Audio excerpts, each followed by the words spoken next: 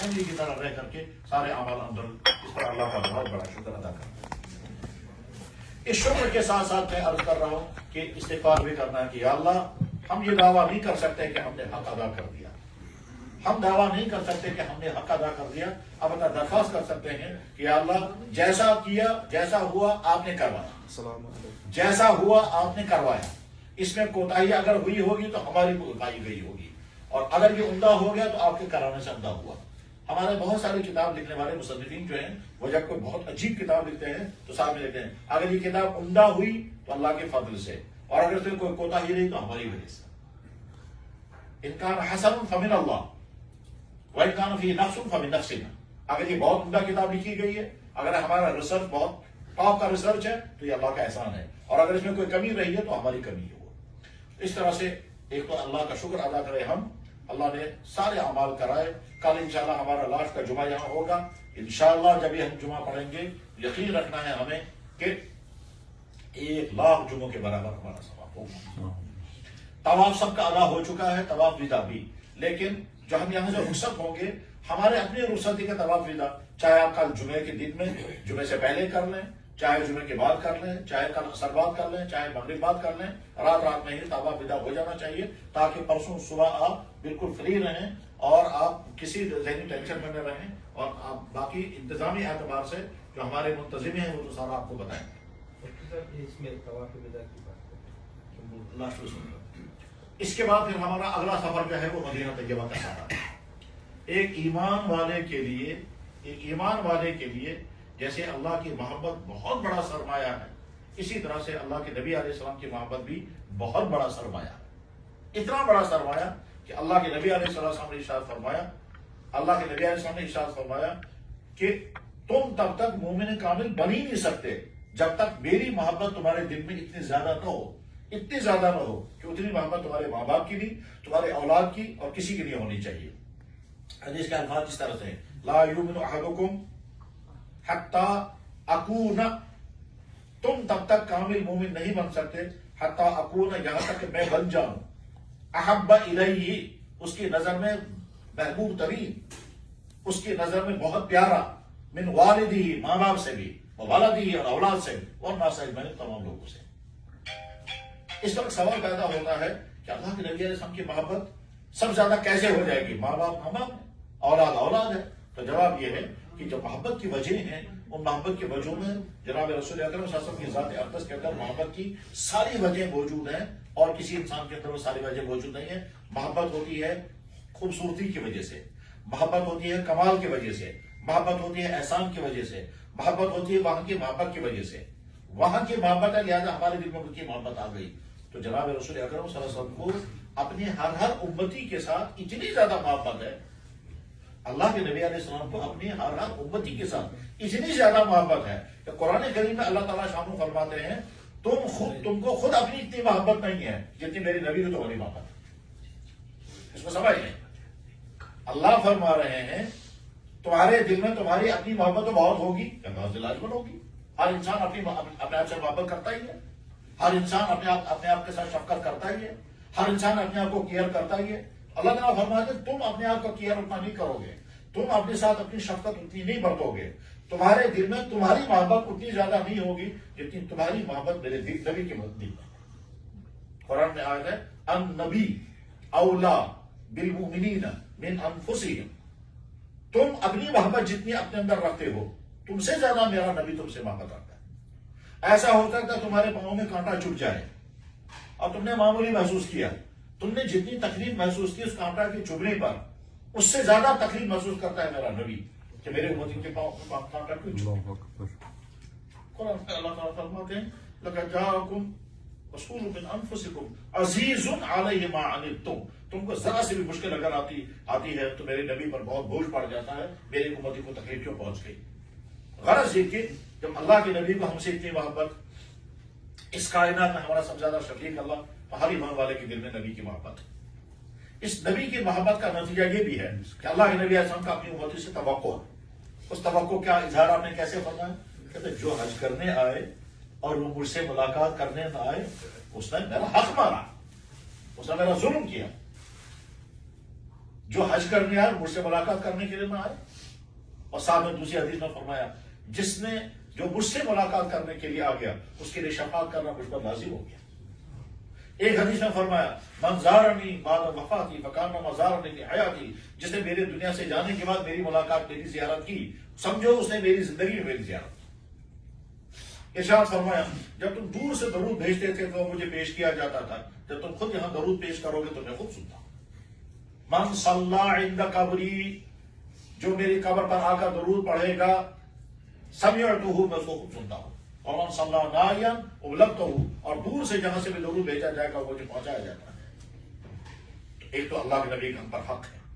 حضرت علی رضی اللہ تعالیٰ عنہ بیان کرتے ہیں کہ جب اللہ کے نبی علیہ السلام دنیا سے رخصت ہو گئے تو 3 دن کے بعد کوئی گاؤں کا آدمی آ گیا.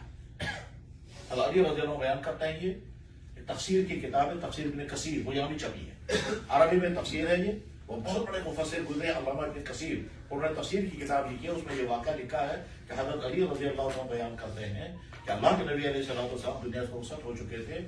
3 دن کے بعد ایک آدمی آیا کسی دور دراز گاؤں سے، اور وہ حضور کی قبر پر کھڑے ہو کر وہاں حضرت عائشہ صدیقہ رضی اللہ عنہ کے گھر کے باہر کھڑے ہو کر کہتا تھا یا رسول اللہ، قرآن کریم میں آیت اللہ تعالیٰ شانوں نے بھیجی ہے جس میں اللہ تعالیٰ فرماتے ہیں وَلَوْ أَنَّهُمْ إِذْ ظَلَمُوا، اگر انہوں نے غلطیاں کی ہوں گی، گناہ کیے ہوں گے، اس جاؤ کا آپ کے پاس آئیں اور آپ ان کے لیے اللہ سے مغفرت مانگیں تو میں معاف کرنے کے لیے تیار ہوں. یا رسول اللہ، میں تو زندگی میں آپ کے پاس نہیں آ پایا، اب میں آپ کے دنیا سے رخصت ہونے کے بعد آپ کی خدمت میں آیا ہوں، میرے لیے استغفار کریں، اللہ تعالیٰ مجھے معاف کر دینے چاہیے. یہ کہہ کر کے نکل گیا، یہ کہہ کر کے نکل گیا. اور اس کے بعد پھر کتاب میں یہ لکھا ہوا ہے کہ اللہ کے نبی علیہ السلام کی قبر مبارک سے آواز آئے اس کو خوشخبری سنا دو کہ اللہ تعالیٰ سے ہم اس کے مغفرت کریں. وَلَوْ أَنَّهُمْ إِذْ ظَلَمُوا أَنفُسَهُمْ جَاءُوكَ فَاسْتَغْفَرُوا اللَّهَ، اگر وہ طرح طرح کے گناہ کر کے کتنے ہی پریشان کیوں نہ ہو گئے ہوں، وہ نبی کے پاس آئیں اور نبی ان کے لیے استغفار کریں لَوَجَدُوا اللَّهَ تَوَّابًا رَحِيمًا، اللہ تعالیٰ لازماً معاف کریں گے. اور بھی کئی صحابہ نے اس طرح کے واقعات نقل فرمائے ہیں کہ جس میں آنے والا آیا اور انہوں نے کہا یا رسول اللہ، ہم آپ کی خدمت میں آپ کی زندگی میں تو نہیں آ سکے، ہم آپ کے وفات کی دنیا سے جانے کے بعد اب آپ کی خدمت میں آئے ہیں، تو اب ہم انشاءاللہ ہم مدینہ طیبہ جائیں گے. ہمارا پہلا مقصد مدینہ طیبہ میں جانے کا کیا ہے؟ اللہ کے نبی علیہ السلام کی خدمت میں سلام عرض کریں گے، گویا ملاقات کرنے کے لیے، حضور کے روضہ اقدس کی زیارت، حضور کے قبر مبارک کی زیارت، حضور کے روضہ اقدس کی زیارت، گویا حضور کی زیارت. من زارنی بعد وفاتی فکانما زارنی فی حیاتی، جس نے میرے دنیا سے رخصت ہونے کے بعد میری زیارت کی ایسا ہے جیسا کہ اس نے میری زندگی میں میری زیارت کی. دوسرا اہم ترین واقعہ کہ جس شہر کو اللہ نے اپنے نبی کے لیے منتخب کیا کہ آپ ہجرت کریں گے تو اسی شہر میں، آپ زندگی اخیر کی گزاریں گے تو اسی شہر میں، پورے عالم میں دین اگر پھیلے گا تو اسی شہر سے، اور اس کے بعد پھر آپ کی قبر مبارک بنے گی تو اسی شہر میں. تو جس شہر کو اللہ نے اپنے نبی کے رہنے کے لیے منتخب کیا، جس شہر کو اللہ نے پورے عالم کے لیے بیس بنایا پورے عالم میں اسلام پھیلنے کے لیے، اسی مدینہ شہر سے ایران کے بادشاہ کو اسلام قبول کرنے کا خط گیا، اسی مدینہ شہر سے روم کے بڑے بادشاہ کو اسلام قبول کرنے کا خط گیا، اسی مدینہ شہر سے یمن کے بادشاہ کو اسلام قبول کرنے کا خط گیا. دنیا کے 8 بادشاہوں کے نام اور حضور نبی علیہ السلام نے خط بھیجے ہیں، اور ان میں سے 5 بادشاہوں نے اسلام قبول کیا تھا، باقی ان کا معاملہ الگ رہا تھا.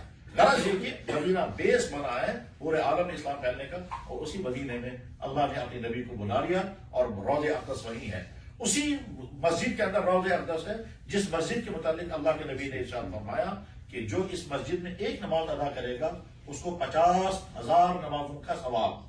ایک حدیث، اور ایک حدیث میں 1,000 نمازوں کا ثواب، 1,000 نمازوں کا ثواب ایک حدیث میں ہے، اور ایک حدیث میں 50,000 نمازوں کا ثواب ہے.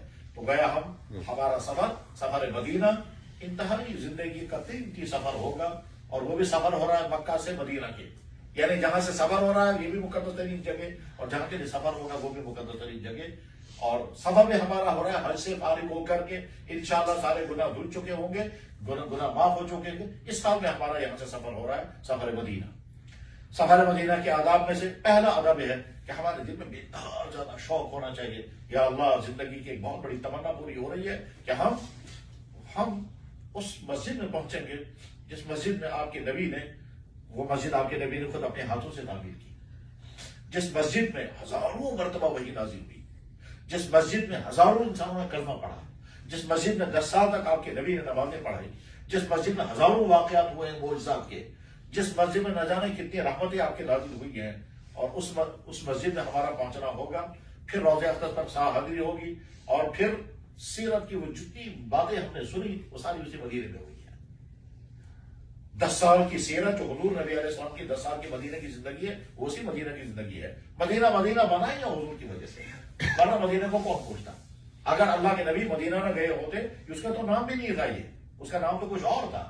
مدینہ کا اصل نام ہے یثرب، وہ تو جب اللہ کے نبی علیہ السلام مدینہ پہنچے ہیں تب اس کا نام مدینہ پڑ گیا۔ مدینہ کے معنی اس کائنات کا ایک ایسا شہر جیسا شہر کوئی بھی نہیں ہے۔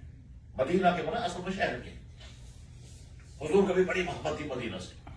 چنانچہ جب حضور نبی علیہ السلام ہجرت کر کے مدینہ پہنچے ہیں تو وہاں کا موسم برابر نہیں آ رہا تھا۔ حضرت ابوبکر صدیق بیمار ہو گئے تھے، وہ بہت زیادہ بیمار ہو گئے تھے، اتنے زیادہ کہ وہ ہوش میں نہیں رہتے تھے، بخار چڑھ جاتا تھا۔ اور حضرت بلال رضی اللہ عنہ بھی بیمار ہو گئے تھے کیونکہ یہ مکے میں رہنے والے تھے، تو وہاں کا موسم ان کو برابر نہیں آ رہا تھا۔ تو حضرت عائشہ کہتے ہیں بعد میں حضور نے دعا کی، یا اللہ جیسے مکہ ہمیں پیارا وطن تھا ایسے مدینہ بھی ہمارا پیارا بنا دیجیے۔ اور اس کے بعد پھر وہاں کا وہ بخار ختم ہو گیا، پھر وہاں صحت ٹھیک ہو گئی۔ پھر اللہ کے نبی نے فرمایا مدینے کی تو مٹی میں بھی شفا ہے۔ جب کبھی سفر سے حضور واپس آتے تھے، جو ہی مدینے کے مکان نظر آتے تھے، حضور فرماتے آپ مدینہ آ گیا، اور مدینہ آ گیا۔ پھر اب کبھی اس کو کہتے تھے طیبہ پہنچ گئے، ہم تابہ پہنچ گئے۔ تابہ بنے پاکیزہ جگہ، طیبہ بنے مقدس جگہ۔ آپ نے فرمایا مدینہ مٹی ہے، غلط انسان یہاں رہ ہی نہیں سکتا۔ بلکہ اللہ کے نبی علیہ السلام نے فرمایا کہ اگر کسی نے مدینے والوں کے ساتھ دھوکہ کیا، اس نے میرے ساتھ دھوکہ کیا۔ جس نے مدینے والوں پر ظلم کیا، اس نے مجھ پر ظلم کیا۔ خیر، تو مدینہ شہر مقدس، ہم جب جائیں گے تو اس نیت سے کہ حضور کی خدمت میں سلام عرض کریں گے، مسجد نبوی میں نمازیں ادا کریں گے۔ ان نماز کے ادا کرنے کا بہت زیادہ اجر و ثواب ہے۔ مثلا ایک حدیث میں ہے، اللہ کے نبی علیہ السلام نے ارشاد فرمایا کہ جس نے میری مسجد میں 40 نمازیں تکبیر اولیٰ کے ساتھ پڑھی، اس کے لیے شفاعت کرنا مجھ پر لازم ہو گیا، اور اس کے لیے لکھ دیا جاتا ہے کہ یہ منافق نہیں ہے، سچا مسلمان ہے۔ اتنی بڑی نعمت ملنے والی ہے کہ اگر ہم نے 40 نمازیں پڑھی، اس لیے عام طور پر 8 دن کا پروگرام بنا رکھا جاتا ہے، تقریباً 8 دن کے اندر 40 نمازیں ہو جائیں گی اور گویا یہ نعمت اس کو مل جائے گی۔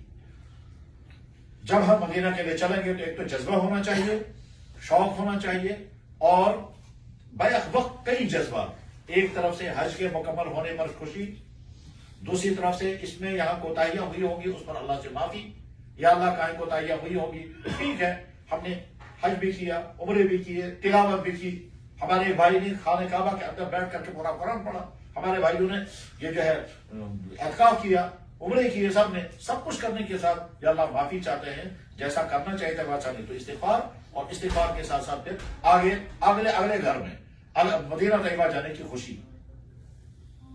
میں کبھی کبھی سوچتا تھا کہ اگر بیک وقت خوشی اور غم ان دونوں کو جمع کرنے کی کوئی مثال اگر میں ڈھونڈنے کی کوشش کروں تو کیا مثال مل سکتی ہے کہ ایک ایسا عمل جس میں بیک وقت خوشی بھی ہو اور غم بھی ہو۔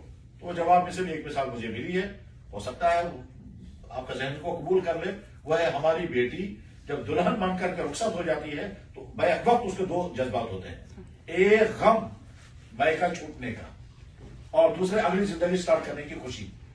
وہ اپنی سسرال جا رہی ہے اس کی خوشی، اور بیکا ہمیشہ کے لیے چھوٹ رہا ہے اس کا غم۔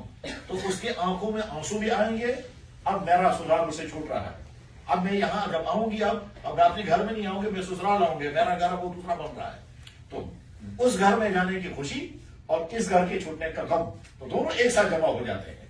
بس ٹھیک اسی خوشی کے آنسو، بس ٹھیک اسی طرح سے ہم یہاں سے نکلیں گے، ایک طرف سے استغفار اور اپنی کمیوں کی معافی، اور دوسری طرف سے مدینہ طیبہ حاضر ہونے کی خوشی اور درود شریف کی کثرت، جتنا زیادہ ہو سکے درود شریف پڑھیں مسلسل۔ یہاں سے ہمارا سفر تو بہت آرام دہ سفر ہوگا۔ اللہ کے نبی علیہ السلام کے سفر جو مکہ شریف سے مدینہ شریف کے لیے ہوئے تھے وہ تو بہت دردناک سفر گزرے ہیں۔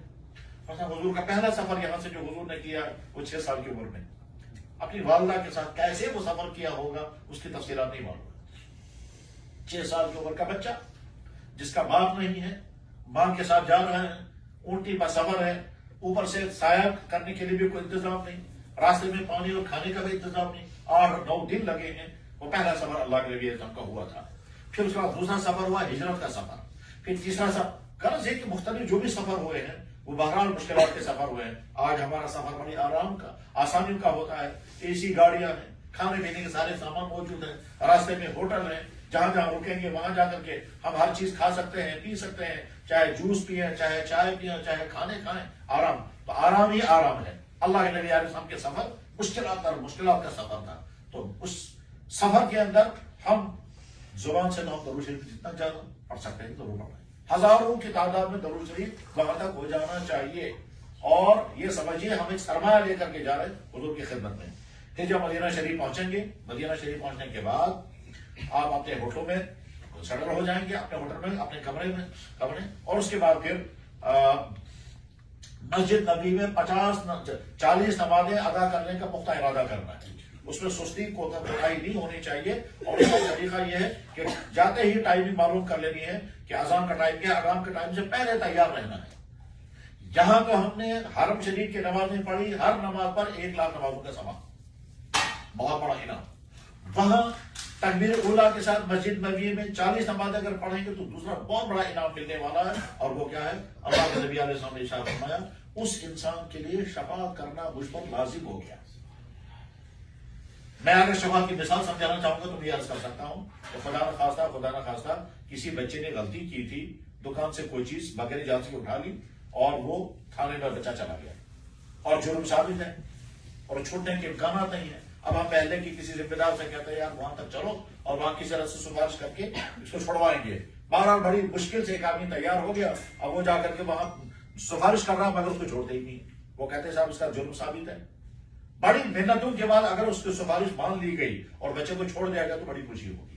تقریباً اسی طرح سے قیامت کے دن نامہ اعمال اللہ کی بارگاہ میں پیش ہو جائے اور وہاں گناہوں کی ورق پر ورق گناہ ہوں گے. اس وقت اللہ کے نبی علیہ السلام عرض کریں گے یا اللہ یہ میرا امتی ہے، میں نے جن لوگوں کے ساتھ شفاعت کرنے کا وعدہ کیا ہے یہ اس کیٹیگری میں ہے، میں اس کے لیے شفاعت کرتا ہوں. تو بہت بڑا سرمایہ امت کے لیے. یہی کتاب حرم شریف میں مل رہی ہے، اس میں شفاعت کی قسمیں لکھی ہوئی ہیں کہ شفاعت کی کتنی قسمیں ہیں اور کس شفاعت کا فائدہ مسلمانوں کو کون سی صورت میں ہوگا. تو بہت بڑا انعام ہمیں ملنے والا ہے. اس لیے ہم مدینہ طیبہ پہنچتے ہی ارادہ کریں گے کہ انشاءاللہ ہم 40 نمازیں تکبیر اولیٰ کے ساتھ ادا کریں گے. اور کوئی مشکل نہیں، اس لیے کہ آپ کا ہوٹل تو بالکل حرم شریف کے نزدیک ہے، آپ اپنے ہوٹل سے اترے اور حرم میں پہنچ گئے. اس کے بعد بھی سستی نہیں ہو جانی چاہیے. شیطان کوشش کرتا ہے ایسی مزیدار نیند ڈال دے گا کہ جناب فجر کی اذان ہو گئی تب آپ بیدار ہو گئے، بیدار ہوگا دوڑ رہے ہیں جلدی تب تک وہاں 1 رکعت ہو گئی تو بس ہاتھ سے نکل گیا. مجھے یاد ہے کہ ایک مرتبہ ایک عالم کے ساتھ میں تھا اور انہوں نے رات کو ہم کو وہاں اصرار کر کے ٹھہرایا قبا میں. اور قبا کو جب ہم نکلے صبح کو تو 1 رکعت چھوٹ گئی تو اس میں اتنا شاک ہو گیا، اس قدر شاک ہو گیا کہ وہ اس کے بعد پھر مسلسل غمزدہ ہی رہے. کہا بس میری تو خوشی چل گئی، کہتا ہے میری 40 نمازیں چھوٹ گئی، میں ادا نہیں کر سکا وہ 40 نمازیں. ایک نماز تکبیر اولیٰ کے ساتھ چھوٹ گئی تھی، حالانکہ وہ بہت بڑے عالم ہے. بعد میں ان کی وفات کیا مینا میں ہوئی، مینا میں وہ دفن ہے، لیکن بہت غم تھا ان کو اور وہ پورے دن میں نے دیکھا ان کو غمزدگی کے عالم میں، کہتا میری 40 نمازیں نہیں ہو سکی ہیں. تو ایک تو یہ. اس کے بعد پھر جب آپ وہاں سلام پیش کرنے کے لیے حاضر ہوں گے تو سب سے پہلے ہم مسجد نبی میں جائیں گے، وہاں 2 رکعت نماز تحیۃ المسجد پڑھیں گے. پھر اس کے بعد 2 رکعت شکرانے کی نماز پڑھیں کہ اللہ آپ کا احسان ہے مسجد نبی میں ہمارا پہنچنا نصیب ہو گیا، اور شکرانے کی 2 رکعت نماز. پھر اگر ہو سکے تو 2 رکعت اور صلاۃ التوبہ، یا اللہ ہم جا رہے ہیں حضور کی خدمت میں سلام عرض کرنے کے لیے، ہمارا سلام وہاں قبول ہو جانا چاہیے. اس کے بعد پھر لائن میں لگ کر کے جہاں سے سلام پیش کرنے کے لیے جاتے ہیں لائن میں لگ کر کے سلام پیش کرنے کے لیے جانا ہے. جہاں سلام پیش کرتے ہیں وہ در حقیقت حضرت عائشہ صدیقہ رضی اللہ تعالیٰ عنہ کا کمرہ تھا اور وہی آرام گاہ ہے جناب رسول اکرم صلی اللہ علیہ وسلم. یہ ایک کمرہ ہے، اسی کمرے میں اللہ کے نبی علیہ السلام دنیا سے رخصت ہو گئے. اسی جگہ جہاں اللہ کے نبی علیہ السلام کی روح مبارک قبض ہوئی اسی جگہ آپ کی قبر بنائی گئی، وہی فیصلہ ہوا، وہی دفن ہوئے. حضرت عائشہ اسی کمرے میں رہتی تھی اور حضور کی قبر مبارک رہی تھی. پھر صدیق اکبر رضی اللہ تعالیٰ خلیفہ بنے تو حضرت عائشہ اسی کمرے میں رہی. پھر حضرت عائشہ رضی اللہ تعالیٰ کے والد حضرت صدیق اکبر کی وفات ہو گئی تو ان کو دفن کیا گیا حضور کے پاؤں کے پاس. حضرت عائشہ اسی کمرے میں، 2 کمرے اور حضرت عائشہ کا گھر. اس کے بعد حضرت عمر فاروق رضی اللہ عنہ جب اس کمرے میں دفن کیے گئے تو حضرت عائشہ نے وہ کمرہ چھوڑ دیا. انہوں نے کہا بس آج کے بعد آج تک تو میرے شوہر یہاں دفن تھے اور میرے والد دفن تھے، اب فاروق اعظم اس میں دفن ہو گئے۔ اس کے بعد وہ کمرہ چھوڑ دیا، اور چھوڑنے کے بعد پھر دوسری جگہ شٹل ہو گئی، اور وہاں ان کے بھائیوں نے انتظام کیا تھا اپنی بہن کے رہنے کا۔ حضرت عائشہ کے بھائی تھے عبد الرحمن، اور عائشہ کے بھائی تھے دوسرے محمد ابن ابو بکر اور عبد الرحمن ابن ابی بکر، یہ دو بھائی ہیں حضرت عائشہ کے۔ حضرت عائشہ کی اولاد تو نہیں تھی نا، تو اس لیے بھائیوں نے بعد میں ان کو شٹل کیا ہے اور بھائیوں کے ساتھ وہ رہتی تھی۔ اور تو یہ جو کمرہ ہے، اس کمرے میں 3 کمرے ہیں، جو روضہ اقدس جسے ہم کہتے ہیں، اس روضہ اقدس کے اندر 3 کمرے ہیں۔ قبر مبارک اول اس کائنات کے سردار جناب محمد رسول اللہ صلی اللہ علیہ وسلم۔ قبر نمبر 2 حضرت صدیق اکبر کی، قبر نمبر 3 حضرت فاروق اعظم کی۔ کتابوں میں اس کا نقشہ بھی دکھایا گیا ہے کہ وہ قبریں کیسے ہیں۔ آگے چل کر انشاءاللہ میں کسی وقت وہ نقشہ بنا کر کے دکھاؤں گا۔ یہ جو قبر مبارک ہے، اس کے اوپر جو گنبد خضرا ہے وہ یہ گنبد خضرا ہے۔ اس کا اوپر جو ہمیں سبز گنبد نظر آتا ہے، وہ سبز گنبد نیچے کے ان قبروں کے اوپر ہے جو قبریں ایک کمرے میں ہیں، اور وہ کمرہ جو ہے وہ حضرت عائشہ صدیقہ رضی اللہ عنہا کا کمرہ تھا۔ اور اب وہ کمرے جو ہیں وہ جیسے ہم نے دیکھا ہوگا آستان میں ایک بڑا سا وہ بنا ہوا ہوتا ہے، اسی کے اندر 3 کمرے ہیں۔ باہر سے ہمیں کچھ نظر نہیں آئے گا، اگر نظر آئے گا تو زیادہ اونچی قبر نظر آ جائے گی، بس اس کے علاوہ کچھ نظر نہیں آئے گی۔ اور اس کے علاوہ پھر اس پہ بہت مضبوط دیواریں ہیں، لوہے کی دیواریں زمین کے اندر تک ہیں۔ اس کی ایک الگ تاریخ ہے، مجھے وہ بیان نہیں کرنا ہے، مجھے صرف یہ بیان کرنا ہے کہ جب آپ سلام پیش کرنے کے لیے جائیں گے تو سلام پیش کرنے کے لیے مردوں کا ٹائم الگ ہے، خواتین کا ٹائم الگ ہے۔ مردوں کا راستہ الگ ہے، خواتین کے لیے اندر جانے کا موقع ملتا ہے، وہاں جا کر کے آپ کو سلام عرض کرنا ہوگا۔ میں پہلے جینٹس مرد حضرات کی ترتیب عرض کرتا ہوں کہ جب وہاں لائن میں آپ لگیں گے سلام پیش کرنے کے لیے، تو جب آپ لائن میں لگیں گے درود شریف پڑھتے رہیں، درود شریف پڑھتے رہیں، اور یہ ذہن میں رکھیں کہ جو ہی میں روضہ اقدس کے سامنے پہنچوں گا ویل آتی ہے، کون کون جا رہا ہے۔ وہاں ہزاروں انسان جا رہے ہوں گے، حضور دیکھ رہے ہیں کون کون آ رہا ہے اور کون کس حالت میں ہے۔ اس کے بعد جو ہی وہاں سامنے کھڑے ہوں گے تو وہاں لکھا ہوگا السلام علی رسول اللہ۔ تو جس جگہ یہ لکھا ہوگا السلام علی رسول اللہ، اس جگہ کھڑے ہو کر آپ کہیں السلام علیکہ یا رسول اللہ، السلام علیکہ یا حبیب اللہ، السلام علیکہ یا نبی اللہ۔ کم سے کم یہ 3 جملے بولے۔ اس سے زیادہ بہت سارے لوگوں نے میرے ذریعے سے آپ کی خدمت میں سلام بھیجا ہے، ان کی طرف سے بھی سلام قبول فرمائے، اور تمام کے تمام لوگ آپ کی شفاعت کے منتظر ہیں۔ انہم یستشفعون بک، یا رسول اللہ، وہ تمام کے تمام وہ انتظار میں قیامت کے دن آپ ان کی شفاعت فرمائیں گے، اور میں بھی اور میرے ماں باپ اور میرے اہل و عیال بھی آپ کی شفاعت کے منتظر۔ یہ کہہ کر کے پھر ایک قدم ذرا سا نیچے چلنا ہے، ایک قدم نیچے اتر کر کے پھر پڑھنا ہے السلام علی خلیفۃ رسول اللہ ابو بکر صدیق۔ اگر یہ عربی میں یاد نہ رہے تو اپنی زبان میں کہیں یا ابو بکر صدیق السلام علیکم، بس۔ پھر ایک قدم نیچے اتر کر کے پھر کہیں گے یا عمر فاروق السلام علیکم۔ عربی میں کہتے ہیں السلام علیکم یا امیر المؤمنین عمر بن خطاب، جزاک اللہ عنا وعن جمیع المسلمین علی ما جاہدت فی سبیل اللہ۔ یہ حضور نبی علیہ السلام کی خدمت میں سلام، اور صدیق اکبر رضی اللہ عنہ کے سلام، اور فاروق اعظم، یہ 3 قبریں ہیں، ان 3 قبروں کے سامنے سلام۔ پہلا سلام ہے حضور کی ذات کو، دوسرا سلام ہے صدیق اکبر کو، تیسرا سلام ہے فاروق اعظم کو، اور 3 تختیاں لگی ہوئی ہیں۔ اور یہ 3 تختیاں دراصل 3 قبروں کے سامنے ہیں، اندر 3 قبریں ہیں، سامنے 3 تختیاں ہیں۔ وہ اس تختی کے سامنے جب ہم سلام پڑھتے ہیں وہ حضور کی خدمت میں سلام جاتا ہے، اور اس تختی کے سامنے جب ہم سلام پڑھتے ہیں تو وہ صدیق اکبر کی خدمت میں سلام جاتا ہے، اور اس تختی کے سامنے جب ہم سلام پڑھیں گے تو فاروق اعظم کی خدمت میں سلام جاتا ہے۔ اس میں کبھی اطمینان کے ساتھ آپ کو سلام پڑھنے کا موقع مل جائے گا، اور کبھی اطمینان کے ساتھ نہیں ملے گا۔ وہاں بھیڑ کی وجہ سے آپ کو کہیں گے جلدی آگے نکل جاؤ۔ بہرحال اگر آپ نے اطمینان کے ساتھ نماز سلام پیش نہیں کر سکے، صرف اتنا اگر آپ نے کہا السلام علیکم یا رسول اللہ، تو آپ کا سلام مکمل ہو گیا۔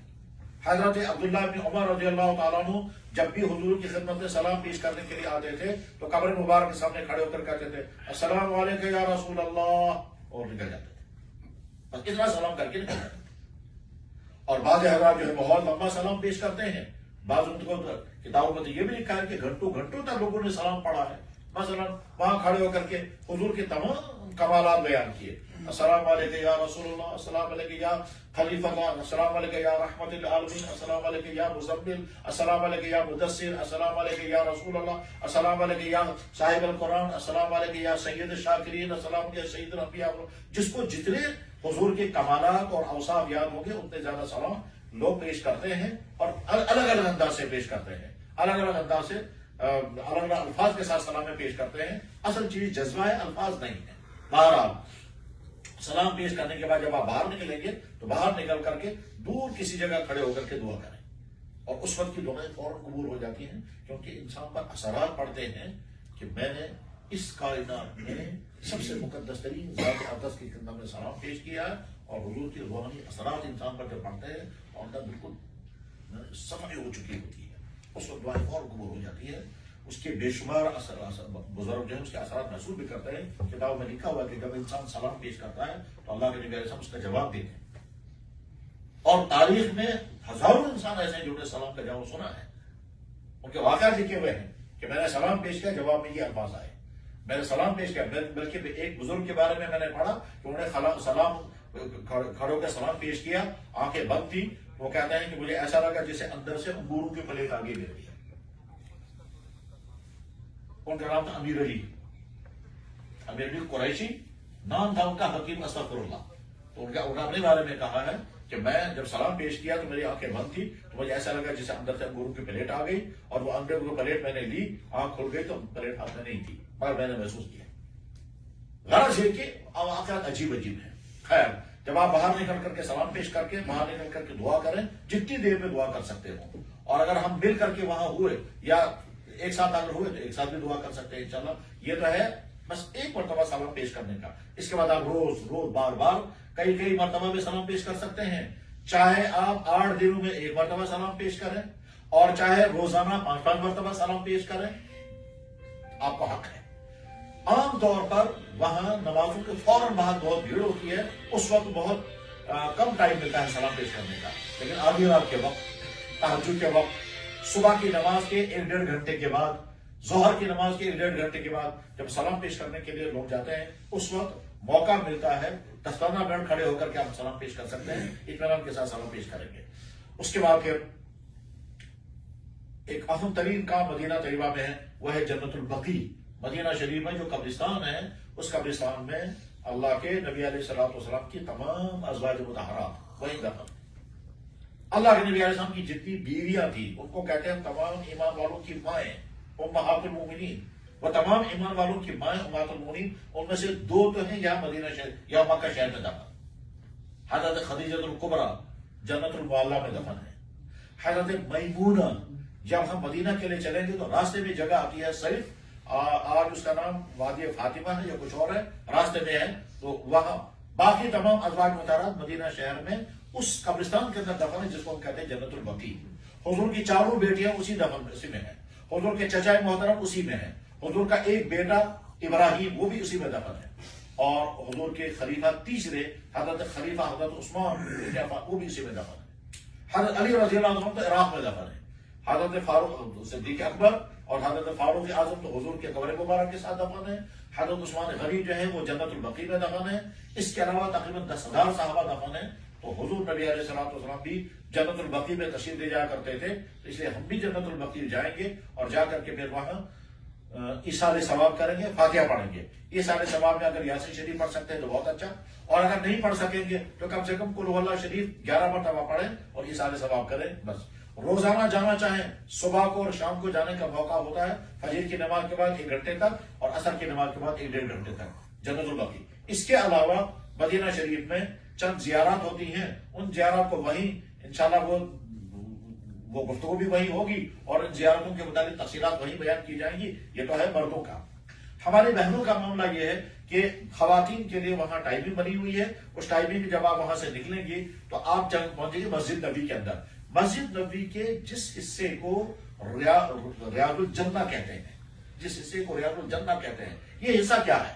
تو جواب، اللہ کے نبی علیہ السلام نے جو مسجد بنائی تھی، اس مسجد میں آپ نے یہ فرمایا کہ میرے گھر اور میرے منبر کے درمیان کا جو حصہ ہے یہ ریاض الجنہ ہے۔ ریاض الجنہ اس حصے کا نام رکھا گیا، اس کی ایک وجہ یہ ہے کہ جو آدمی ایمان کی حالت میں وہاں پہنچ گیا تو بس وہ ضرور جنت میں جائے گا۔ اس کا مطلب ریاض الجنہ میں پہنچنا بہت بڑی نعمت ہے۔ خواتین کو الگ ٹائم میں ملتی ہے وہاں جانے کی، جب آپ وہاں پہنچیں گے تو آپ زیادہ کچھ نہ کر سکے، کم سے کم 2 رکعت نماز پڑھ لیں۔ اور اگر خدا نخواستہ نماز نہیں پڑھ پائی بھیڑ کی وجہ سے، کسی وجہ سے، آپ کا وہاں پہنچنا، وہاں بیٹھ کر کے کلمہ شریف پڑھیں، وہاں بیٹھ کر کے تھوڑی سی دعا کریں، بس آپ ریاض الجنہ میں پہنچ گئے۔ اسی پر جگہ پر کھڑے ہو کر آپ سلام پیش کریں۔ جب آپ وہاں بسورا جہاں کھڑی ہوگی وہاں سلام جب پیش کریں گے تو آپ یہ سمجھیں کہ آپ جناب رسول اکرم صلی اللہ علیہ وسلم کے سر مبارک کی طرف کھڑی ہیں، سر مبارک کی طرف سے آپ سلام پیش کر رہی ہیں۔ یا ہم مان کر کے چلیں کہ اگر یہ قبر مبارک ہے اور آپ یہاں پر کھڑی ہوگی، یہ قبر مبارک ہے، اس قبر مبارک میں یہ ہے چہرہ مبارک اور یہ ہے پاؤں مبارک، آپ یہاں پر کھڑی ہیں اور یہاں پر کھڑے ہو کر آپ یوں سلام پیش کر رہی ہیں۔ وہ اس طرف آپ کو لوہے کی جالی ہوگی، اس جالی اس طرف حضور کی قبر مبارک ہے اور تینوں قبریں وہاں ہیں، تینوں قبریں اندر ہیں، اور یہاں اس طرح سے کھڑے ہو کر کے آپ سلام پیش کریں۔ کھڑے ہو کر کے سلام، السلام علیکم یا رسول اللہ، السلام علیکم یا حبیب اللہ، السلام علیکم یا نبی اللہ۔ یہ تو ہماری خواتین کا مسئلہ، سلام آپ نے پیش کیا، آپ کا سلام پیش ہو گیا۔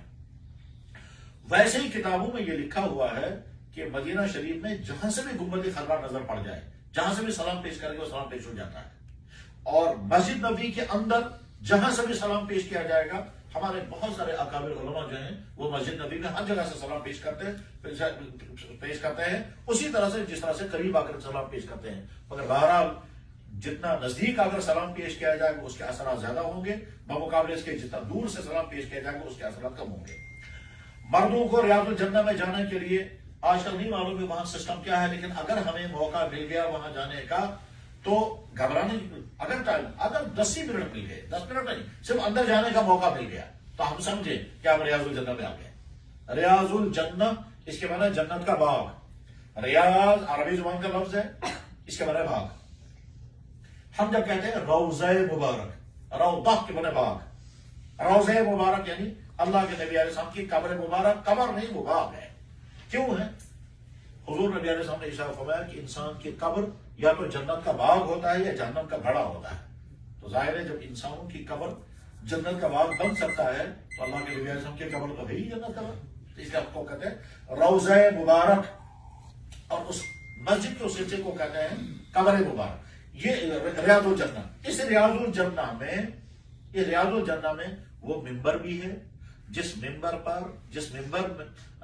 اللہ کے نبی نے 10 سال تک کھلا دیا۔ اسی ریاض الجنہ میں وہ محراب بھی ہے جس محراب میں آپ نے 10 سال تک نماز پڑھائی۔ آج جب ہم وہاں نماز پڑھنا چاہیں گے تو ہمارا سب اس جگہ پر ٹکتا ہے جہاں اللہ کے نبی علیہ السلام کی مبارک پاؤں ہوا کرتے تھے۔ یعنی حضور نبی علیہ السلام جہاں نماز پڑھتے تھے اس جگہ کھڑے ہو کر کے جب آپ سجدہ کرتے تھے تو سارا دیوار میں ہے۔ اس وقت جب ہم سجدہ کریں گے تو وہاں ہمارا سر گرے گا جہاں اللہ کے نبی علیہ السلام کی پاؤں مبارک۔ تو اب اگر محراب کے پاس 2 رکعت نماز پڑھنے کی نعمت مل گئی تو بہت بڑا احسان۔ اس کے علاوہ وہاں جو پلرز ہیں، ان پلرز میں ہر ایک پلر کی الگ تاریخ ہے۔ ایک پلر کو کہتے ہیں استوانِ عائشہ، وہاں لکھا ہوا بورڈ پر وہ عربی میں استوانِ عائشہ۔ کوشش یہ کرنی ہے اس استوانِ عائشہ کے پاس اگر 2 رکعت نماز پڑھنے کا موقع ملا، اور اگر بھیڑ کی وجہ سے نہیں تو کم سے کم اس استوانِ عائشہ کے پاس کھڑے ہو کر کے چاہے 1 منٹ تھوڑی سی دعا کریں۔ وہ دعا کریں، اس دعا کرنے میں کیا، یا اللہ میں آپ کو اس جگہ کھڑے ہو کر کے آپ کو گواہ بنا کر کہتا ہوں کہ میں نے ایمان قبول کیا، میں ایمان والا ہوں، آپ میرے اللہ ہیں، میں آپ کا بندہ ہوں، میں کلمہ شہادت پڑھتا ہوں۔ اور اس کے بعد پھر جتنی دیر آپ دعا کر سکیں دعا کریں، اور اگر نماز پڑھنے کا موقع مل گیا تو بہت اچھا۔ اس کے علاوہ دوسرے وہاں ستون ہیں، ہر ستون کے ساتھ کوئی نہ کوئی ہسٹری ہے۔ مثلا ایک ستون ہے اس کو کہتے ہیں استوانۃ الوفود۔ اس جگہ اللہ کے نبی علیہ الصلوۃ والسلام دنیا بھر سے جہاں سے بھی کوئی ڈیلیگیشن آتا تھا ان سے ملاقات کرتے تھے، ان میں سے جن کو کلمہ پڑھانا ہوتا تو اس جگہ کلمہ پڑھاتے تھے، جن کے ساتھ جو ایگریمنٹ کرنا ہوتا تو اس کا بیٹھ کر ایگریمنٹ کرتے تھے۔ عام طور پر اس جگہ جو پلر ہے اس کو لکھا ہوا ہے استوانۃ الوفود۔ اسی طرح سے اللہ کے نبی علیہ السلام نے جب مسجد نبی میں اعتکاف فرمایا تو جہاں آپ کا بسترا لگایا گیا تھا رات میں آرام کرنے کے لیے اس جگہ پلر ہے، اس کا نام ہے استوانۃ السریر۔ اسی طرح سے ایک صحابی سے غلطی ہو گئی تھی، اس غلطی کا توبہ کرنے کے لیے اس نے اپنے آپ کو ستون کے ساتھ باندھ دیا تھا۔ تو جس جگہ صحابی نے اپنے آپ کو ستون کے ساتھ باندھ دیا تھا اس کو کہتے ہیں استوانِ توبہ، وہ بھی وہاں ہے۔ اگر وہاں ساتھ ہوئے تو دکھا سکتے ہیں کہ یہ فلاں تو، لیکن ان پلرز کے پاس کھڑے ہو کر اگر موقع مل گیا تو نماز پڑھنی چاہیے۔ मर्दों के लिए भी यही हुक्म है, खवातीन के लिए भी यही हुक्म है। इस तरह से मदीना तैयबा के अय्याम आपके पूरे हो जाएंगे। मदीना तैयबा में रहते हुए जिन चंद बातों की बहुत ज्यादा फिक्र करनी है वो ये, नंबर 1, आंख का गुनाह नहीं होना चाहिए, जुबान की गलती नहीं होनी चाहिए, दिल में बुरे ख्यालात नहीं आने चाहिए, हर वक्त जितना ज्यादा हो सके दरूद शरीफ पढ़ना चाहिए। जब भी हम मस्जिद नबी में आए जरूर दरूद शरीफ पढ़ते हुए जाएं और दरूद शरीफ वापस, यानी मदीना रहते हुए हमारे दरूद की तादाद बहुत ज्यादा हो जानी चाहिए। हमने तो किताबों में भी पढ़ा, अपने कुछ दोस्तों को भी देखा कि हमने मदीना तैयबा में जो वक्त गुजारा है उस वक्त के अंदर हमने 1 लाख दरूद शरीफ पढ़े और बाद में अल्लाह ताला नेमत भी अता कर देते हैं। आज मुझे एक भाई ने फोन पर बताया, आज ही मुझे सुबह एक भाई ने फोन पर बताया कि उनको बहुत लंबी ख्वाब में जियारत हुई है, बहुत लंबी जियारत हुई है। तो लंबी जियारत उन्होंने बहुत लंबे वाकयात बयान किए, क्या क्या हुआ। फिर हजरत हसन हजरत हुसैन की मुलाकात हुई है। वह अल्लाह के बंदे आज भी है और कश्मीरी है। तो हर देखिए अल्लाह के बंदे हैं दुनिया में, कीमती और करने वाले करते हैं। इसलिए इंतजार में नहीं है कि हम दरूद शरीफ पढ़ेंगे तो हमको ख्वाब में जियारत हो जानी चाहिए। अल्लाह किसी को नियमत को अता करते हैं, किसी को नहीं अता करते हैं। हमारा काम है अपनी ड्यूटी पूरी करना। अल्लाह के नबी अलैहि सल्लम ने इरशाद फरमाया, क्या जो एक मरतबा दरूद शरीफ पढ़ता है अल्लाह ताला उस पर 10 रहमतें नाजिल करते हैं। एक हदीस में इरशाद फरमाया कि जिस शख्स के सामने मेरा नाम लिया गया उसने दरूद नहीं पढ़ा, उसने मुझ पर जुल्म किया। मदीना शरीफ में ही एक मस्जिद है, उसको कहते हैं मस्जिद सजदा। ये मस्जिद सजदा उसका नाम रखने की वजह किताब में लिखी हुई है। एक मरतबा जनाब रसूल अकरम सल्लल्लाहु अलैहि वसल्लम वहां से गुजर रहे थे, एक सहाबी उनके साथ थे, सहाबी का नाम है हजरत अब्दुर्रहमान इब्न औफ। तो अल्लाह के नबी अचानक रुक गए। अब्दुर्रहमान इब्न औफ ने हुजूर के चेहरे की तरफ देखा तो हुजूर का चेहरा बदल चुका था। सहाबा को इसका तजर्बा होता रहता था कि जब हुजूर को वही आती थी तो हुजूर की जिस्म की हालत क्या बन जाती थी। उसमें हुजूर कांपने लगते थे, पेशानी पर पसीना आ जाता था, होंठ कपकपाते थे, वजन बदन भारी हो जाता था, बातचीत बंद हो जाती थी। ये सारी चीजें हो जाती थी। साहबा समझ जाते थे हुजूर को वही आती है। बकसरत ऐसा होता था, साहबा को इसका तजर्बा होता। और इसीलिए जो लोग इस्लाम कबूल करते थे उनकी पहली चाहत ये होती थी हम देखें हुजूर को वही आते हुए क्या होता है, उस वक्त कैफियत क्या होती है हुजूर की। बहरहाल अब्दुर्रहमान इब्न औफ, हज़रत आयशा भी बयान करती हैं, हज़रत आयशा बयान करती हैं कि मैंने देखा सख्त सर्दी की रात में जब हुजूर पर वही नाजिल हुई तो आपके पेशानी से पसीने के कतरे गिर रहे थे। इन्न जबीनहु लयतफस्सदु मिन अरकन फी यौमी शदीदिल बर्द। सख्त सर्दी के दिन में वही के नाजिल होने के वक्त आपकी पेशानी से पसीने के कतरे गिरते थे। हम इसको मिसाल में समझाते हैं कि अगर कभी चले कलाम में श्रीनगर के कश्मीर के अंदर अगर सामान तीसरी मंजिल पर ऊपर चढ़ाना पड़ा, गैस की शॉर्टेज हो जाती है ना कश्मीर में, गैस की भट्टियां आई, हमने 2-3 भट्टियां खरीदी, इत्तेफाक से घर में नौकर नहीं था, वो भट्टियां लेकर ऊपर चढ़ना पड़ा।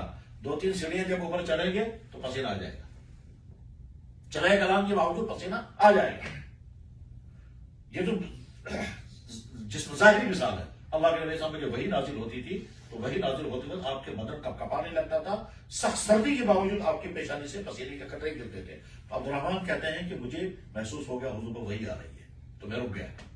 हुजूर खड़े रहे और उसके बाद फिर हुजूर की हालत जब नॉर्मल हो गई तो नॉर्मल होने के बाद हुजूर का तरीका यह था, फौरन बयान करते थे अल्लाह ने यह हुक्म भेजा। उस वक्त हुजूर ने कुछ नहीं कहा, सीधे आपने नमाज अल्लाहु अकबर नमाज की नियत दी।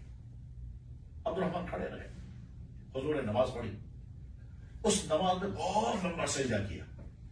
अब्दुर्रहमान कहते हैं कि मुझे ख्याल आने लगा शायद हुजूर दुनिया से रुखसत हो चुके हैं। अब्दुर्रहमान कहते हैं मुझे ख्याल आने लगा शायद अल्लाह ने अभी वही भेजी और अल्लाह ने यह फरमाया आपको वापस आना है। हुजूर ने सोचा जब मुझे वापस जाना ही है तो मेरी रूह कब्ज़ हो जानी चाहिए सजदे की हालत में, इसलिए हुजूर सजदे में है। ये अब्दुर्रहमान कहते हैं मुझे ये ख्यालात आने लगे, लेकिन वाक़या ये नहीं था। वाक़या तो ये था कि हुजूर लंबा सजदा कर रहे थे। 12 नमाज मुकम्मल की। नमाज मुकम्मल करने के बाद फिर अब्दुर्रहमान ने ताज्जुब से पूछा या रसूलल्लाह, यहाँ आपने नमाज क्यों पढ़ी और ये वही क्या आई है और इतना लंबा सजदा क्यों किया? तो हुजूर ने जवाब में फरमाया कि अब्दुर्रहमान, जब हम यहाँ से गुजर रहे थे हज़रत जिब्रील आए और उन्होंने कहा कि अल्लाह की तरफ से आपको सलाम, और सलाम के बाद अल्लाह फरमा रहे हैं जो ईमान वाला आप पर एक मरतबा जरूर भेजेगा, अल्लाह ताला फरमाते हैं मैं उस पर 10 रहमतें नाज़िल करता हूं। حضور فرمایا مجھے اتنی خوشی ہوئی، اس خوشی میں نے اتنا لمبا سجدہ کیا کہ میری امتی کو ایک مرتبہ درود پڑھنے پر اتنا انعام اللہ کی طرف سے ملے گا۔ جہاں پر یہ سجدہ ہوا ہے، جس جگہ یہ سجدہ ہوا ہے وہاں پر مسجد بنائی گئی، اس مسجد کا نام رکھا گیا مسجد سجدہ۔ آج بھی ہے وہی مدینہ شریف میں ہے مسجد سجدہ، بلکہ ہوا تو میں دکھاؤں گا یہ ہے وہ مسجد سجدہ۔ اور آدمی جب کبھی وہاں جاتا ہے اور 2 رکعت نماز اگر آدمی پڑھتا ہے، یہ سوچ کر کیا اس جگہ اللہ کے نبی اکرم پر وہ وحی نازل ہوئی ہے اور یہاں آپ نے وہ 2 لمبا سجدہ کیا تھا، ہم بھی وہی۔ ہمارے ایک عالم ہیں ابھی زندہ ہیں، اس کا کہنا یہ ہے کہ میرا اندازہ یہ ہے 2.5-3 گھنٹے کا سجدہ حضور نے کیا تھا۔ تو مدینہ شریف میں رہتے ہوئے جتنا زیادہ ہو سکے ہم درود پڑھیں گے اور اس کا بھی وہاں کے جو زیارتیں ہوں گی وہ زیارتیں انشاءاللہ کریں گے۔ تو مدینہ کے ایام بہت خوش قسمتی کے ایام ہوتے ہیں۔ حضور نبی علیہ السلام نے فرمایا مبارک اس انسان کو جس کو مدینے میں رہنا نصیب ہو، اور مبارک اس انسان کو جس کو مدینے کی موت نصیب ہو۔ مدینے کی موت تو مدینے کی زندگی، اب ساری زندگی اگر ہمیں وہاں نصیب نہیں، لیکن جو چند دن بھی ہمیں ملیں گے مدینے کی فضاؤں کی سانسیں، مدینے کی مٹی کے گرد و غبار، مدینے کا پانی، مدینہ کی ہوائیں، مدینے کا رہنا، یہ سب نعمت ہی نعمت ہے۔ جناب رسول اللہ صلی اللہ علیہ وسلم ایک مرتبہ سفر سے واپس آئے تو آپ نے اپنے کندھے مبارک میں چادر تھی نیچے گرا دی اور بدن مبارک نمبا ہو گیا اور آگے سے ہوا آ رہی تھی اور ہوا آ کے گرد و غبار آ رہا تھا، وہ گرد و غبار حضور کے جسم میں لگ رہا تھا۔ ایک دوسرے صحابی اس نے فوراً چادر لپیٹ لی گرد و غبار سمجھنے کے لیے، حضور فرمایا چادر کھول دو اور لگنے دو مدینے کا گرد و غبار، مدینے کے گرد و غبار میں بھی شفا ہے۔ چنانچہ مدینہ سے ایک بہت بڑے بزرگ گزرے ہیں شیخ عبدالحق محدث دہلوی رحمۃ اللہ علیہ، وہ مغل زمانے کے بہت بڑے محدث تھے، مغل زمانے کے محدث تھے، دلی میں رہتے تھے۔ ان کی کتاب ہے جذب القلوب، اس پر لکھا ہوا ہے کہ میں مدینہ شریف میں تھا، میرے پاؤں میں کوئی زخم ہو گیا، کوئی پھوڑا نکلا، اور وہاں کئی حکیموں نے کہا کہ اس میں تو موت ہی ہوتی ہے، آدمی ٹھیک نہیں ہو پاتا ہے۔ تو یہ کہتے ہیں شیخ عبدالحق محدث دہلوی کہ میں نے خود کتاب حکمت کے آگے کی چیز ہے، غرض ہے کہ مدینے کی فضاؤں میں بھی شفا ہے، مدینے کے پاؤں میں بھی شفا ہے، مدینے کی ہر چیز میں نعمت ہی نعمت ہے۔ اس لیے ہمارا سفر مدینہ انشاءاللہ پرسوں سے ہوگا، جہاں سے استغفار بہت کریں، درود شریف بہت زیادہ شروع کر دیں پڑھنا، اور اس کے بعد پھر جب ہمارا یہاں سے سفر ہوگا تو گاڑی میں بیٹھ کر کے جتنا ہو سکے درود شریف پڑھتے رہیں، اور وہاں پہنچ کر کے پھر اور مزید آنا۔ جب روضہ اقدس میں حاضر ہونے کے لیے نکلیں گے تو طریقہ کتابوں میں لکھا ہوا ہے کہ نئے کپڑے پہننے چاہیے، اچھے سے اچھا لباس پہننا چاہیے۔ جیسے ہم کسی بہت اچھے فنکشن میں جاتے ہیں تو اچھے سے اچھا لباس پہنتے ہیں، ایسا لباس جو اللہ کے نبی ہم کو بہت پسند ہو، اچھی سے اچھی حالت میں ایک لگا کر کے ہم جائیں گے اور سلام پیش کریں گے ادب کے ساتھ۔ وہاں بہت سارے لوگ ایک بڑی غلطی کرتے ہیں کہ سلام پیش کرنے سے زیادہ ان کو دلچسپی اپنا فوٹو بنانے میں ہے اور اپنے مووی بنانے میں ہے۔ یہ تو بہت بڑی بے ادبی کی بات ہے۔ بھائی یہ حضور یہ اپنا فوٹوگرافی کرنے کے لیے آئے ہیں، مجھے سلام کرنے کے لیے نہیں آئے ہیں۔ ٹھیک ہے، انسان کا شوق ہے، شوق ایک آدھ مدہ پورا کر لینا چاہیے، لیکن یہ ہے کہ ہم اس کو روٹین بنائیں۔ اس کا مطلب یہ ہے کہ ہم سلام پیش کرنے کے لیے نہیں جا رہے ہیں، بلکہ ہو سکتا ہے اس کو کہا جائے کہ تو بے ادبی ہے، یہ گویا مجھے سلام کرنے میں، یہ تو اپنا فوٹو دکھائیں گے لوگوں کو ہم وہاں حاضر ہو گئے۔ نہیں، ایسا نہیں ہے، ہم تو بہت ادب کے ساتھ، وہاں تو سر بھی اوپر اٹھانا مشکل ہے، بہت ادب کے ساتھ، یعنی وہاں تو صورتحال یہ ہے کہ انسان اونچی آواز میں بات کرنے کے لیے ڈرتا ہے، کیونکہ فاروق اعظم رضی اللہ تعالیٰ عنہ نے ایک مرتبہ کنکر مارا اس بچے کو کنکر مارا۔ اس بچے نے دیکھا مجھے کس نے مارا، تو دیکھا فاروق اعظم فرمایا یہاں جاؤ، اس بچے کو بلایا اور فرمایا وہ جو 2 آدمی بیٹھے ہیں یہ اونچی آواز میں بات کر رہے ہیں، ان کو بلا کے لاؤ۔ وہ بچہ گیا، ان کو بلا کر فاروق اعظم ابھی انہوں نے بلا رہے ہیں، ان کو نزدیک بلا کر کے کہا تم لوگ کہاں گئے؟ انہوں نے کہا جناب ہم طائف کے ہیں۔ فاروق اعظم نے فرمایا تم مسجد نبوی میں زور سے بات کر رہے ہو؟ اگر تم اس شہر کے ہوتے تمہیں اتنی پٹائی کرتا، تمہاری کھال ہو ڈال دیتا، کیوں مجھے آواز میں بات نہیں کرنی ہوتی ہے؟ چنانچہ مسجد نبوی میں اگر کوئی اونچی آواز میں بات کرتا ہے تو حضرت عائشہ اندر سے اطلاع بھیجتی تھی، بستر پہ ان سے کہو ایسا بات کریں، اللہ کے نبی اسلام آرام میں ہے۔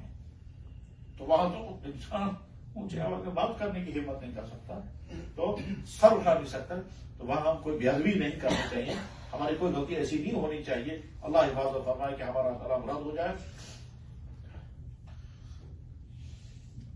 وہاں کھڑے ہو کر سلام پیش کرتے ہوئے کسی نہ کسی وقت میں ضرور کہیں یا رسول اللہ، میں آپ کے سامنے کھڑے ہو کر کے کلمہ پڑھ رہا ہوں، میں نے آج تک بھی کلمہ پڑھا ہے، آپ کے سامنے کھڑے ہو کر پڑھ، اس امید کے ساتھ کہ قیامت کے دن آپ گواہی دے دیں کہ ہاں میرے سامنے بھی اس نے کلمہ پڑھا ہے، یہ میرا آپ کے پاس ریکارڈ رکھنا چاہیے اور قیامت کے دن میری سفارش کریں. اس طرح سے انشاءاللہ ہمارا مدینے کا سفر بہت قیمتی بنے گا. اور اب جیسے یہاں مکہ مکرمہ تک کا اب تک کا سفر بہت کامیاب رہا، آگے کا سفر انشاءاللہ اللہ تعالیٰ کامیاب ہوگا. وآخر دعوانا ان الحمدللہ رب العالمین برحمتک یا ارحم الراحمین. اب آپ حضرات کی کچھ سوالات ہوں گے تو ضرور سوالات فرمائیں، جواب ضرور میں عرض کروں گا انشاءاللہ. اچھا یہ مفتی صاحب وہاں 2 رکعت نماز نہیں پڑھنی ہے کہاں پہ؟ روزہ اقدس کو؟ روز اقدس نہیں، روز اقدس پر تو 2 رکعت نماز نہیں پڑھنے دیتے، وہاں تو موقع نہیں ہے نماز پڑھنے کا. وہ تو مسجد میں کہیں بھی 2 رکعت نماز پڑھ کر کے فارغ ہو کر کے جب لائن میں آپ لگیں گے اس لائن میں لگنے کے بعد 2 رکعت نماز پڑھنے کا موقع نہیں ہے. وہ تو صرف سلام پیش کرنا ہے. سلام پیش کرنے میں جب آپ باہر نکلیں گے، باہر نکل کر پھر دعا بھی کریں، پھر واپس مسجد میں کسی دوسرے گیٹ سے آ کر کے شکرانے کی 2 رکعت نماز پڑھ سکتے ہیں. اگر موقع ملے گا تو پڑھ سکتے ہیں؟ نہیں ملے گا. ملنے کے امکانات نہیں ہیں. وہاں اس جگہ جہاں سلام پیش کرنے کے لیے جب آپ جائیں گے تو وہاں 2 رکعت نماز پڑھنے کے امکانات بالکل ہی نہیں ہے. ہاں 2 رکعت نماز آپ پڑھ سکیں گے، سلام پیش کر پہلے 2 رکعت نماز مسجد میں کہیں بھی پڑھیں. کہیں بھی پڑھنے کے بعد پھر جب لائن میں لگیں گے جہاں سے سلام پیش کرنے کے لوگوں کو بھیجا جاتا ہے، اس لائن میں لگنے کے بعد پھر آپ 2 رکعت نماز نہیں پڑھ سکیں گے. سلام پیش کرنے کے بعد جب باہر نکلیں گے، باہر نکل کر پھر واپس کسی دوسرے گیٹ سے مسجد کے اندر پہنچنا ہوگا، تب آپ 2 رکعت نماز پڑھ سکیں گے. یہ ساری صورتحال آپ کو وہیں سمجھ میں آ جائے گی. جناب آپ نے فرمایا تھا کہ کپڑے وہی لگانا جو رسول اللہ صلی اللہ علیہ وسلم کو پسند تھا. جی، مصنون لباس آپ نے کو خود سمجھنا ہے کہ سنت کا لباس، سفید لباس، ایسا کپڑے، ایسے کپڑے جو اللہ کے نبی علیہ السلام جو کو پسند کپڑے ہوں، ایسا لباس پہن کر جانا. جیسے ان کو پسند تھا گھٹنوں سے اوپر ماسکائی ہونا. اگر بس آپ نے کو خود سمجھنا ہے کہ مجھے ایسا لباس پہن کر کے جانا ہے کہ جس سے ایسا لباس پہن کر کے جانا جس سے اللہ کے نبی، جیسے ہم کسی بھی فنکشن میں اچھے سے اچھا لباس پہن کر کے جانا پسند کرتے ہیں، اللہ کے نبی السلام کی خدمت میں بھی ایسا لباس پہن کر جائیں گے تو حضور کو پسند سے پسند ہو. جیسے ابھی آپ نے فرمایا طواف الوداع ہم کریں گے جی، اور اس کے بعد اجازت ہے ہاں یہ جو عام طور پر بات پھیل گئی ہے کہ طواف الوداع کرنے کے بعد کھانے کا بعد نہیں جا سکتے، یہ بات 100% غلط ہے. یہ بات بہت زیادہ پھیل گئی ہے اور دنیا میں کچھ باتیں غلط ہوتی ہیں جو پھیل جاتی ہیں اور بہت پختہ ہو جاتی ہیں. یہ بات جو عام طور پر پھیلی ہوئی ہے کہ طواف الوداع کرنے کے بعد پھر کھانے کا بعد بالکل نہیں جانا، یہ بات 100% غلط ہے، یقیناً غلط ہے. طواف الوداع کرنے کے بعد اگر مہینوں رہنا پڑے تو ظاہراً ایسا بھی تو پایا جاتا ہے. مجھے یاد ہے ہمارے بزرگ کیا ہم نے جن سے پڑھا، جن سے تربیت پائی، سب کچھ ہمارے حضرت مفتی محمود صاحب رحمہ اللہ تعالیٰ تھے. حضرت مفتی محمود صاحب رحمہ اللہ تعالیٰ تھے. وہ بار بار دعا کرتے یا اللہ یہاں حاضری نصیب فرمائی، یا اللہ پھر جلدی واپس بلانا، یا اللہ پھر جلدی واپس بلانا. ٹھیک ہے. اچھا آگے ہوٹل میں جو ہی واپس پہنچے، اس زمانے میں وہ شپ سے سفر ہوتا تھا. جب ہوٹل میں واپس پہنچے تو معلم کی طرف سے اطلاع آ گئی کہ جس شپ سے آپ لوگوں کو جانا تھا وہ شپ خراب ہو گیا ہے تو اگلے ہفتے جانا ہوگا. کہتا ہے میں پھر واپس آ گیا. میں نے کہا یا اللہ میں نے یہ تو کہا تھا جلدی واپس بلانا، مگر یہ نہیں کہا تھا کہ جانے سے پہلے واپس. ٹھیک ہو گیا. شکر پڑھنے کے بعد پھر اس کے بعد پھر یہاں سے نکلے ہیں، اگلے ہفتے پہنچے جدہ جب پہنچے ہیں تو جدہ پہنچنے کے بعد پھر اب تو کہہ رہے ہیں یا اللہ اب تو جا رہے ہیں واپس، مگر پھر جلدی واپس بلانا، پھر جلدی واپس بلانا. جدہ پہنچنے کے بعد پھر پتا چلا وہ 1 ہفتہ اور ڈیٹیل ہو گیا. پھر واپس آئے، کہا یا اللہ میں نے یہ نہیں کہا تھا کہ اتنی جلدی واپس بلانا. غلط یہ کہ اگر کسی نے طواف الوداع کیا ہو اور اس کے بعد پھر ہمیں یہاں رہنے کا موقع ملے تو ہم بار بار کھانے کا بعد جائیں گے، بار بار جائیں گے، طواف بھی کریں گے، نمازیں بھی پڑھیں گے، ٹھیک، پھر ہم الوداع کریں گے. طواف الوداع لازم نہیں ہے، طواف الوداع ہم کر چکے ہیں، بلکہ آپ تمام لوگوں کا طواف الوداع ادا ہو چکا ہے، وہ باقی نہیں ہے. اب جو کچھ آپ کریں گے وہ الوداع کریں گے. الوداع چاہے آپ طواف کر کے کریں، چاہے نماز پڑھ کر کریں، چاہے دعاؤں کے ذریعے کریں. اور الوداع کرنے کے بعد پھر آگے جانے کا مان لیجئے آپ طے کر کے آئے ہیں کہ ہم کو سنیچر کے دن صبح کو 9 بجے یہاں سے نکلنا ہے، طے ہو چکا ہے. اب آپ فجر کی نماز دعا کر کے آگے پتا ہے بس اب ہم ظہر کی نماز ہم کہیں باہر پڑھیں گے. یہاں کا پتا چلا کہ معلم کہہ رہا ہے گاڑی کا انتظام ابھی نہیں ہے اور جو گاڑی آپ کے لیے طے کی گئی تھی وہ گاڑی صحیح نہیں ہے، ٹھیک، اور آپ کو ظہر کی نماز پڑھنے کا وقت یہی مل جائے گا. اور ظہر کے بعد تو کیا آپ دوبارہ حرم نہیں جائیں گے؟ لازم. تو اس لیے یہ طواف ودا کرنے کے بعد پھر جانے کا موقع ملے ضرور جا سکتے ہیں. اس وقت یہ بات جو پھیلی ہوئی ہے یہ بات بالکل غلط ہے. اور فرمائیں. مفتی صاحب ہاں. الوداع کا مطلب سب سے بہتر طریقہ کیا ہے؟ ہاں طواف ودا کا بہتر طریقہ یہ نہیں، الوداع کا بہتر طریقہ یہ وہاں جا کر کے ہم نماز پڑھیں، چاہے نماز پڑھیں، چاہے طواف کریں، چاہے دعائیں کریں، تینوں میں سے جو بھی آپ کریں. کرنے کے بعد پھر کہا یا اللہ میں نے اب جو وقت یہاں گزارا اس میں جو کچھ مجھ سے ہو سکا وہ آپ کا احسان اس کو قبول کر لیں. اس میں جو مجھ سے غلطیاں کمیاں ہوئی ہوں گی وہ مجھے معاف کر دیجیے. میں یہاں سے اب اس وقت ہم رخصت ہو رہے ہیں، اس رخصتی میں یا اللہ یہ رخصتی میں اس حال میں ہماری رخصتی ہو کہ آپ ہم سے راضی ہو جائیں، اور اس حال میں ہماری رخصتی ہو کہ ہم سے دوبارہ واپس آئیں. اس کے بعد پھر کہیں کہیں لوگ کیا کرتے ہیں کہ خانہ کعبہ کی طرف پیٹ نہیں کرتے، پیٹ کیے بغیر واپس مڑتے ہیں. یہ کوئی شرعی حکم نہیں ہے، یہ اپنی محبت ہے، اپنی محبت اپنا جذبہ ہے، ورنہ کوئی شرعی حکم نہیں ہے. یہ ایسے ہی ہے جیسے فرض کیجئے کبھی کبھی کوئی آدمی ملاقات کرنے کے لیے آتا ہے کہ جب وہ واپس نکلتا ہے الٹے پاؤں واپس نکلتا ہے، پیٹ نہیں کرتا. یہ محبت ہے، کوئی شرعی حکم نہیں ہے. لیکن بہت سارے لوگ کرتے بھی ہیں یہ کہ صاحب خانہ کعبہ کی طرف پیٹ نہیں ہونی چاہیے کیونکہ ہم اس وقت آخری زیارت کر کے جا رہے ہیں، آخری نظر خانہ کعبہ پر ڈالیں گے اور نکل جائیں گے. تو شرعی حکم نہیں ہے، اپنے شوق سے کرنا چاہے وہ کر سکتے ہیں. میں اس کی مثال جو سمجھاتا ہوں وہ یہ کہ آپ نے سنا ہوگا ہمارے یہاں بہت سارے لوگ قربانی کے جانور کو ذبح کرنے سے پہلے بہت دھوتے ہیں، پھر اس کو مہندی لگاتے ہیں، پھر سرما لگاتے ہیں. تو کیا یہ شرعی حکم ہے؟ جواب میں شرعی حکم تو نہیں ہے، لیکن کوئی آدمی شوق سے کرنا چاہے تو کر سکتا. اور فرمائیے. یہ مفتی صاحب یہ سلام پیش کرتے وقت مستورات کو یہ چہرہ ڈھکنا ضروری ہے؟ نہیں، بالکل سلام پیش کرتے وقت مستورات کو چہرہ ڈھکنا ضروری نہیں ہے. اللہ کے نبی علیہ السلام والسلام کے لیے مستورات کا پردہ نہیں.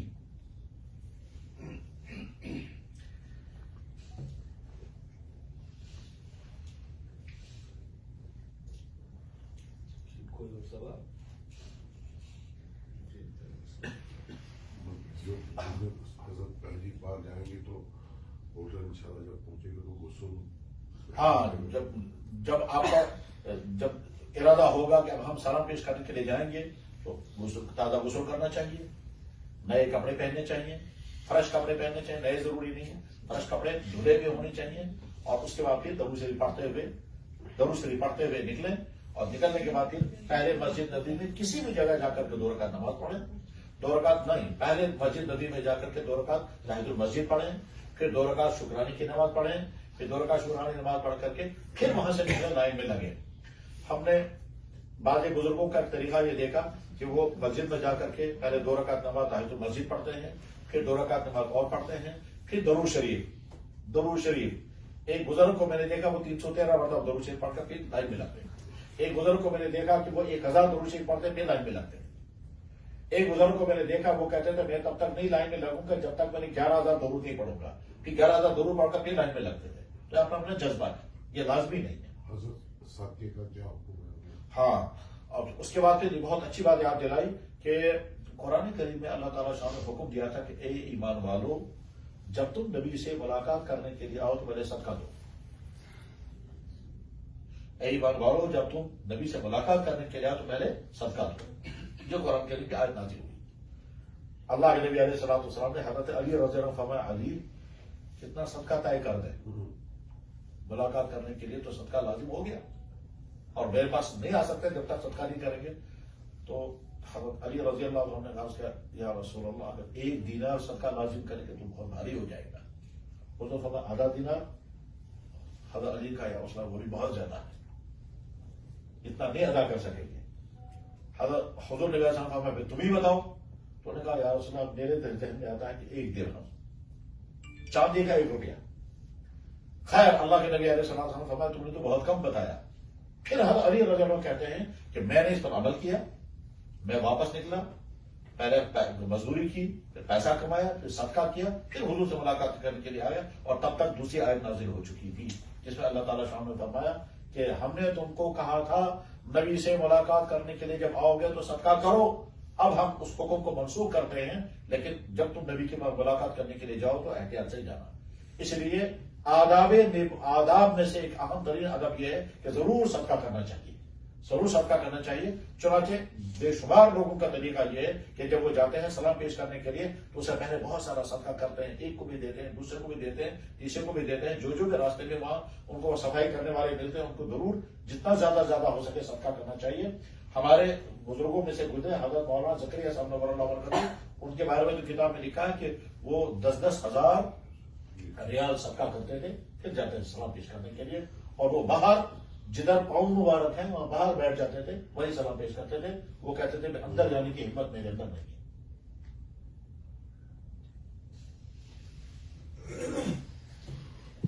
مفتی صاحب اگر اس ٹائم یہ نماز کا ٹائم ہوگا, فرض نماز کا, ہاں. پہلے سلام پیش کرنے جانا یا پہلے فرض نماز پڑھو, پہلے پہلے نماز؟ فرض نماز, پہلے فرض نماز. ویسے بھی نماز اور سلام پیش کرنا ایک ساتھ نہیں ہوگا. کیوں؟ جب فرض نماز کا ٹائم ہوتا ہے تو سلام پیش کرنے کا گیٹ بند ہو جاتا ہے. سلام پیش کرنے کا گیٹ بند ہو جاتا ہے.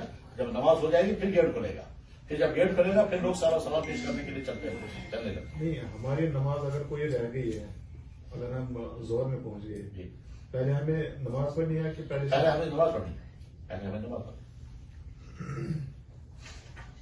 دعا کیجیے. جی. اور کچھ پوچھنا ہے؟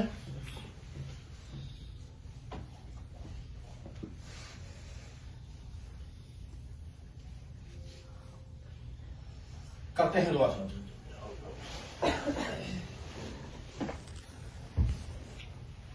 الحمد للہ الحمد للہ الحمد للہ الذي هدانا لهذا وما كنا لنهتدي لولا ان هدانا الله.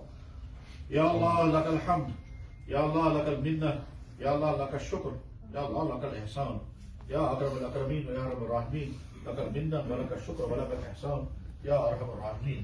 اللهم تقبل منا هذا الحمد يا ذا الجود والكرم. اللهم لك الحمد أنت نور السماوات والأرض ومن فيهن, ولك الحمد أنت ملك السماوات والأرض ومن فيهن, ولك الحمد أنت قيم السماوات والأرض ومن فيهن, ولك الحمد أنت حق وقولك حق ووعدك حق ولقاؤك حق والجنة حق والنار حق والنبيون كلهم حق ومحمد رسول الله صلى الله عليه وسلم حق. يا رب العالمين يا رب العالمين يا رب العالمين. يا الله يا الله آپ کی بارگاہ میں بے انتہا حمد و ثنا, یا اللہ بے انتہا شکر اور احسان. آپ نے بار بار فرمایا میں نے جو نعمت تمہیں عطا کی اس کا احساس کرو. یا اللہ ہم احساس کرتے ہیں آپ نے بہت نعمت نوازی, بہت نعمتوں سے نوازا. یا اکرم الاکرمین یا ارحم الراحمین, بے انتہا انعامات فرمائے, کوئی کمی نہیں رکھی. اگر آپ ہم سے پوچھیں کہ بتاؤ تمہاری کون سی چیز ایسی ہے جس کا تم مجھ سے گلا کرو کہ میں نے تمہیں نہیں دی, ہم کوئی چیز نہیں بتا سکیں گے. یا اکرم الاکرمین یا ارحم الراحمین, پورا جسم عطا کیا, کوئی کمی نہیں رکھی. ایمان والے کے گھر میں پیدا کیا, والدین عطا کی, اولادیں عطا کی, گھر عطا کیے, دولت عطا کی, خوشیاں عطا کی, نعمتیں عطا کی. یا اللہ بھائی بہن عطا کیے, عمدہ کھانے عطا کیے, گاڑیاں عطا کی. یا اکرم الاکرمین اپنے گھر میں حاضر ہونا نصیب فرمایا, سجدے عطا کیے, روزے عطا کیے, تلاوت عطا کی, سب آپ کا احسان ہے. یا اکرم الاکرمین یا ارحم الراحمین. اگر ہم یہاں سے اپنی جان بھی کہیں تو قبول کر لیجیے, تب بھی حق ادا نہیں ہو سکتا ہے, اس لیے کہ جان اپنی نہیں وہ بھی آپ کی ہے.